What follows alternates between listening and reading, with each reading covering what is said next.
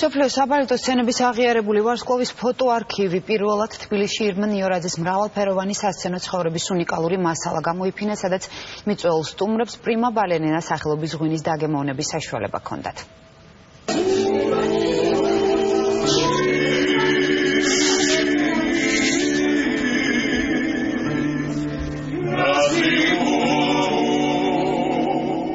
თეთრი და წითელი, მშრალი, განსხვავებული არომატის და სურნელის ღვინის ჩამოსხმა ბიზნესმენმა გოჩა ჩხაიძემ საყვარელი ქალისთვის გადაწყვიტა.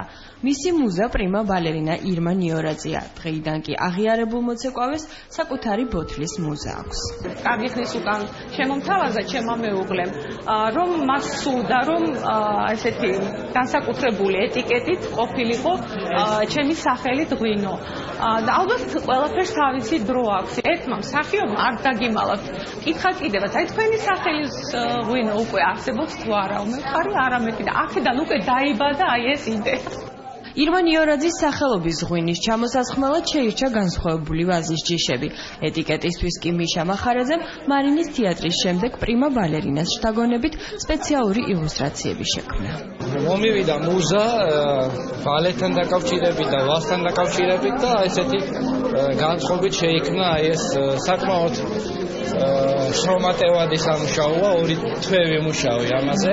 მსგავსება ეტიკეტის ილუსტრაციასა და ირმა ნიორაძეს შორის ნათელია, თუმცა პრიმა ბალერინას მეუღლე ღვინოსა და მოცეკვავეს შორის კიდევ უფრო საინტერესო ანალოგიას ხედავს.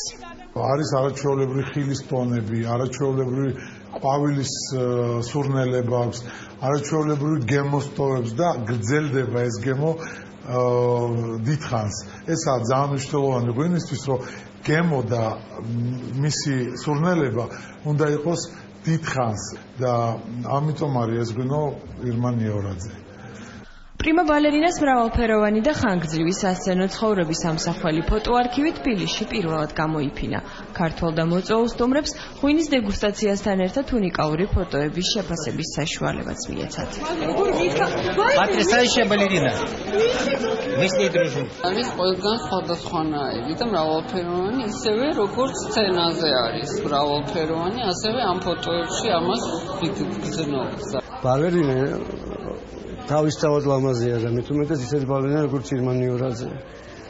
ის ფანტასტიკური პარტიები აქვს შესრულებული. არაერთი პრემიის ლაურეატი და მსოფლიოს სხვადასხვა საბალეტო სცენების აღიარებული ვარსკვლავი საქართველოში სუხიშვილების საიუბილეო საღამოსთვის ჩამოვიდა.